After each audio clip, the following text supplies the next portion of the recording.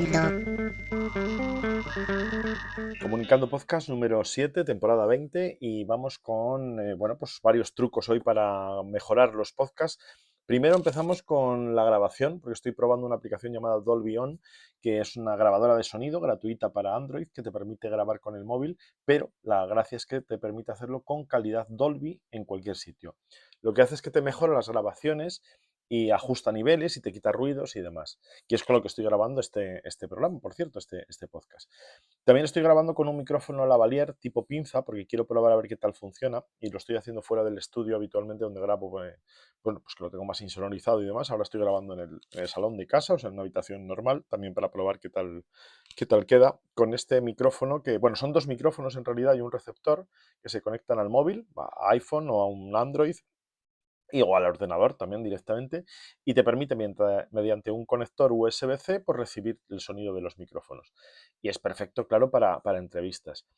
He elegido este micro porque lo quería probar porque está en el rango de los 40, 50 euros a los 100 euros, así los modelos, bueno, según las marcas y tipos, pero bueno, un poco en este rango de micrófonos de lavalier, porque la verdad es que son muy interesantes para llevar pues, en el bolsillo todo lo necesario para grabar un podcast en cualquier sitio y con unas buenas condiciones cuando tienes que entrevistar a alguien o tienes que bueno, pues, tener por lo menos dos personas participando en el podcast, ¿no? Así que dejo el enlace en el guión porque me ha parecido que es un tema interesante. Y bueno, estás escuchando realmente la prueba de cómo queda grabar con esa aplicación, con Dolby On y con el micrófono lavalier.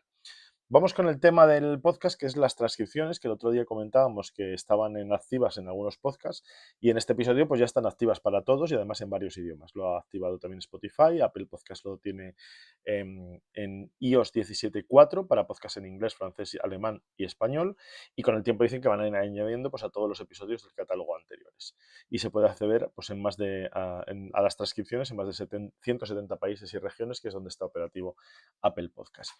Para hacerlo, pues tienes que desde la aplicación de podcast, pues mantener pulsado el episodio y se demuestra automáticamente la transcripción que está pues un poquito después con un pequeño retardo de lo que vas escuchando. Pero es un gran avance también para facilitar la accesibilidad a los podcasts, la indexación y bueno, pues el poder ir directamente también a ciertos puntos del podcast. Es decir, yo creo que permite también que llegue a más gente el podcast y que más gente los escuche y también pues lo hagan con una mejor comodidad para saber exactamente de qué se está hablando en cada momento. Otro tema importante, las estadísticas. Cada poco sale por aquí el tema, es uno de los habituales. Y hoy lo comento porque Iván Pachi analiza en su blog el tema, pues este tema que habitual y recurrente que es las estadísticas, pero además nos da una serie de pistas para hacer un buen análisis de datos que nos permita mejorar el rendimiento del podcast. Es decir, no quedarnos simplemente con las estadísticas, el resumen, el dato, el número de descargas y demás, sino ir un poco más allá y utilizarlo para mejorar el podcast.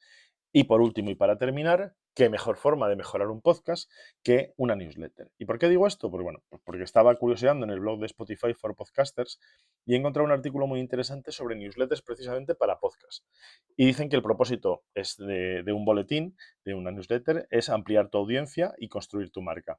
Pero también es una forma de fortalecer las conexiones con los oyentes y mejorar la experiencia y la conexión con tu podcast. Y también, bueno, pues una forma de llegar a lo mejor a los que no llegan a través de, o que lo escuchan cada vez en distintos sitios y no están suscritos directamente al feed RSS del podcast, pero te permite la newsletter porque se enteren de todo lo que pasa en tu podcast y que lo puedan escuchar pues en cualquier sitio y no se pierda ningún episodio.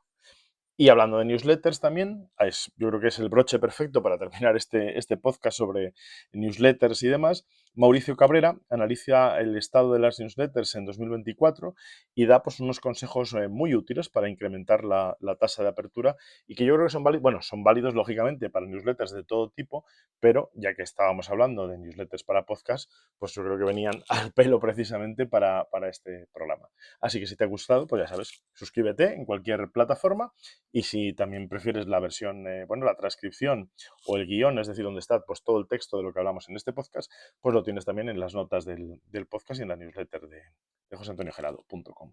Así que un saludo y adiós.